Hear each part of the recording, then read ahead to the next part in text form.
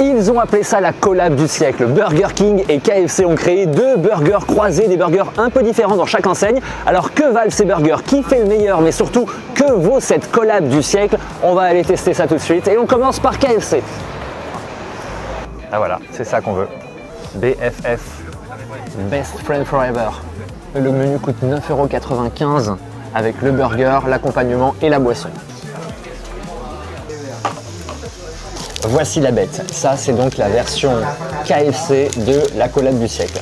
On va regarder à quoi ça ressemble. Je trouve qu'il a plutôt une bonne gueule. Alors, ce burger, il est composé de quoi? Un pain aux graines de sésame, classique. Une sauce white barbecue. Donc ça, c'est la fameuse sauce. Donc c'est une sauce barbecue blanche. Il y a aussi les onion rings de Burger King, évidemment, qu'on voit bien ici.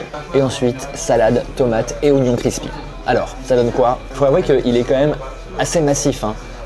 Le fait qu'il y ait les onion rings, ça rajoute de l'épaisseur. Il y a le bacon, il y a le poulet frit, le cheddar. Donc voilà, on a quand même un beau bébé dans la main, hein. Mais elle est où la salade? À la recherche de la salade. Eh ben elle est là. Ah non, mais c'est vrai que t'as raison. Putain, il y a très peu de salade. On sent que c'est pas l'aliment préféré du restaurant. Bah, quand faut y aller, faut y aller, hein.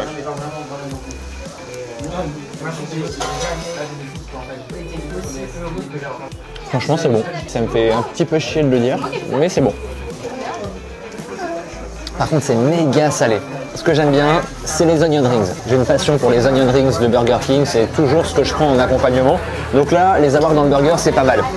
Le problème, c'est qu'ils sont durs comme du bois. Je sais pas, ils ont pas du tout la même consistance qu'au Burger King quand vous les prenez en accompagnement. Donc je voulais aller vérifier sur un autre onion rings. Ils sont beaucoup plus durs. Ils sont durs comme du bois, ils sont pas moelleux comme on a l'habitude de les avoir quand ils sortent en fait de la friteuse. Et là, je pense qu'en fait, ils sont pas cuits de la même façon et clairement, c'est pas adapté. C'est vraiment, tu vois, c'est dur là, c'est. Ah ouais. Mâche très désagréable. C'est très très gras, hein. On est chez KFC. Non mais je rappelle que KFC c'est quand même connu pour le poulet frit, certainement le plus gras. D'ailleurs on l'avait testé, hein, le poulet frit de KFC. On a fait une vidéo sur quelle enseigne fait le meilleur poulet frit. Bah spoiler, c'est pas KFC, hein. Regarde, c'est mou. Ah, tu vois, c'est mou, c'est mollasson, c'est ouais. Elle est là, la caution végétale. C'est elle, une belle tomate. En plus la tomate, on le sait bien, c'est de saison, hein. Le mois de décembre, c'est le mois de la tomate. Et puis regardez cette belle couleur. T'as jamais remarqué, Alexis, que le logo de KFC, on dirait une grosse tête avec un tout petit corps? Putain, maintenant que tu me le dis, je vais voir que ça, t'es relou. Ah oui, complètement. Je vais plus regarder le logo comme avant. Attends, il avait un joli petit nœud papillon avec un... Non, c'est d'accord. Ben non, en fait, c'est des gros bras, de toutes petites jambes par contre. Et une énorme tête. Bilan de ce burger collab KFC Burger King.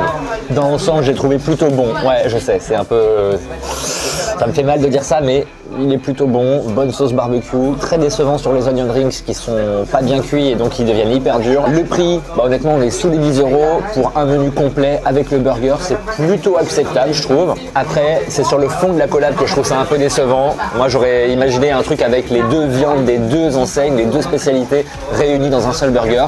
Ils n'ont pas choisi de faire ça, c'est un peu con. Bon, il est temps d'aller tester la version de Burger King maintenant. T'as le menu à 9,99 €. Tu veux qu'on prenne le menu ou c'est pas la peine cette fois? Oui. Oui, ok, d'accord. Donc, le normal. Vous le savez, chez Burger King, je ne prends que les onion rings. Oh, onion rings. Moi, je veux une sauce très douce là. Je vais tester ça, je sais pas trop ce que c'est. Sauce 1954, à l'époque où on avait 4 ans. Faites chauffer la carte.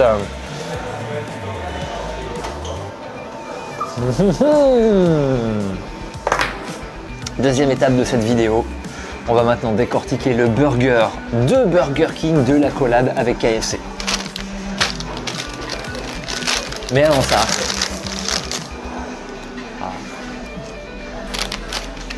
la vie.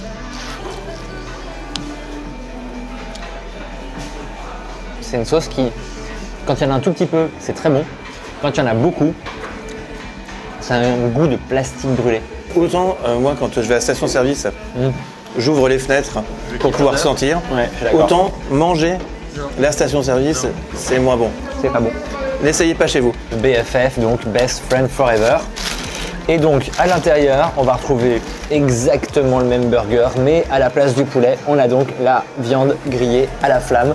À l'intérieur, alors déjà, excuse-moi, mais est-ce qu'on peut constater la différence de production de burger? Il est beaucoup mieux fait. Là déjà, il y a 2 belles tranches de tomates qui sont beaucoup plus rouges que l'autre. La salade est présente.